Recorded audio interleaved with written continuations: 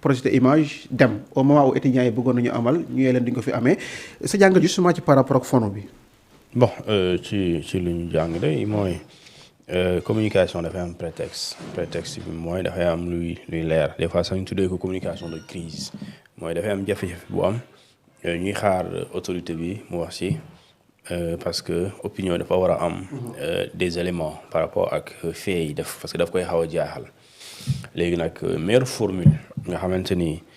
nit ñi gi dinañ mën a gis toutes les zones d'ombre wala lu leen leeruloon doo ñëw wax leen li nga jàpp ñoom am nañu journaliste bi ñu ñëwee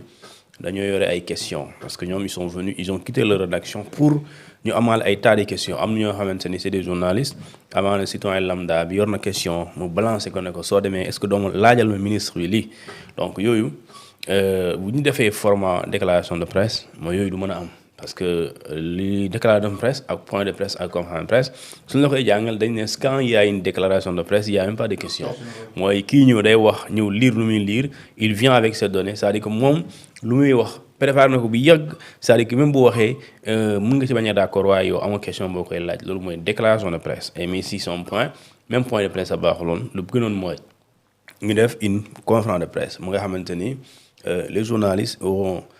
largement le temps de poser des questions sur tout ce qui s'est passé à l'UCAD parce que démb le ministre de l'Intérieur par exemple quand il parle dafay projeter les vidéos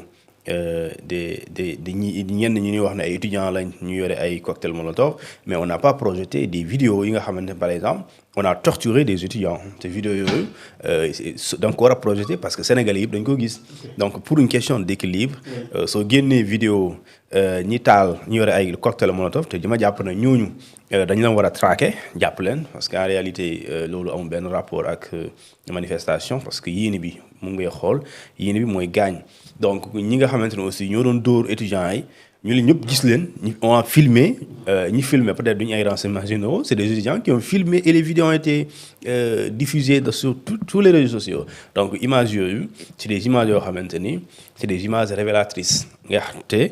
loolu ñu gis c'est des actes de torture c'est ça en fait et loolu c'est pas moins grave que li nga xamante ni mooy ki yore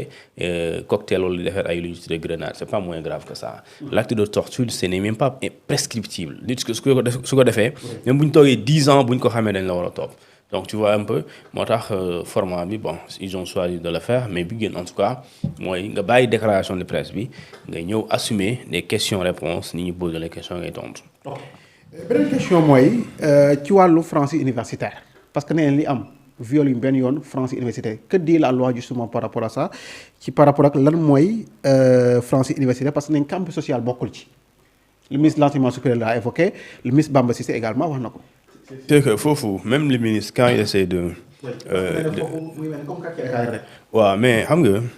supposons xam nga dafa am loo xamante ne ñuy jiite des fois dañuy utiliser termes yooyu du ñu ko fàttali et loolu pour dire pour ñun ah bon. et ñun xam nañ par exemple Sénégal fii amul zone de non-droit maanaam amul koñ rek ñu ne koñ bii waa koñ bi mën nañ def lu leen neex te après police du fa dugg wala gendarmerie bu loolu amul loolu ñëpp xam nañ ko y a pas de zone de non-droit partout au Sénégal mais même bu fekkente ni amul zone de non-droit nit même bu ñëwee ci sa perquisition immeuble nga dëkk ci appartement bi ñi ñëw di perquisitionner amuñ droit pour perturber waa koñ bi wala ñuy gazé waa koñ bi wala ñu dem ba perquisition boobu jur dee.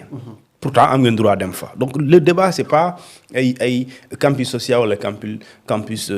kii académique le débat c'est quoi c'est qu'il y a eu benn brutalité bi nga xamante dañ ko infliger ay étudiants di leen dóor di leen gaañ ñi seen loxo damm am koo xamante ne daf ci faatu c'est-à-dire même bu fekkente ni ils ont le droit ñu dugg fa loolu droit boobu joxuñu leen. droit accès autorisation boobu joxul leen droit ñuy torturer doomu jàmbur joxul leen droit ñuy gaañ doomu jàmbur loolu mooy la vérité léegi quant à France universitaire bi mooy li ñu tuddee ci enceinte université bi takk der amul droit dugg fa même bu ñuy manifester lu dul kii nga xam ne mooy recteur bi parce que dañ ko ne yow yaay l'autorité universitaire lu dul le recteur daa bind réquisition police pour que police mën a ñëw am sañ-sañ dugg fa donc këyit boobu tax ñu dugg fa moom recteur moo koy bind. léegi dès l'instant que recteur bind na këyit boobu ñoom bu ñu duggee loolu du violation parce que violation bi mooy ñu dugg sans autorisation mais dès l'instant que le recteur a rédigé la réquisition adressée à la police, quand je dis la police nationale, le directeur de la police kooku bu valider rek dès l'instant kayit boobu am loolu mooy couvrir li ñu tuddee les policiers. Maintenant même bu fekkente ne ils ont l'autorisation ñu dugg ci biir campus bi am autorisation boobu tekkiwul ne am nañu droit user violent ci ñoom loolu tekkiwu ko. moo tax effectivement foofu ministre bi xaw ma dafa bëgg a justifier le fait que violé une franchise yi bëgg ko justifier comme si dagan nañuy def. parce que boo demee ci chapitre 1 mu ne de l'autorisation de police administrative en application du régime des franchises et libertés l'espace universitaire est placé sous le statut d'autonomie de police administrative mu ne l'espace universitaire comprend les facultés unités d'enseignement et de recherche ainsi que les instituts et établissements d'enseignement supérieur devant les universités. waaw loolu xam nga li ma wax xam naa li nga wax loolu laa la tontu dama ne même le campus social supposons demal Bambey campus académique bi ak social bi bokkul. ma dama ne même bu dee da ngaa nekk ci kër police am na droit dem fa mais bu amee droit dem fa amul droit brutaliser la loolu laa wax. yaa ngi dégg man dafa am violation de domicile dafa am non perquisition dafa am heure. n'est-ce pas.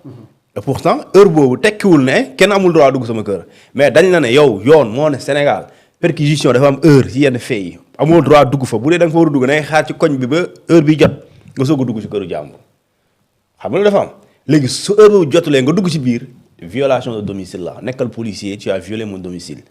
loolu laa bëgg a wax ne kon loo am droit dugg ci këru nit wala dugg ci bërëb dugg boobu noonu autorisation la yoon moo la ko may mais amuloo sañ-sañ di ci exercer violence léegi ministre bi moom loolu c'est-à-dire ñëpp xam nañ ne en tout cas ñi xam bu dee nekkoo di manipuler ñëpp xam nañ ne y a pas violation de franchise loolu dëgg la léegi même s'il y a pas violation de franchise ok parce que recteur yi bind na autorisation léegi supposons campus social bokku ci même bu ci bokkul takk deru lu ñu def waruñ ko def c'est ça la vérité voilà waaw di dóor nit ñi di gaañaate loolu warul am loolu mooy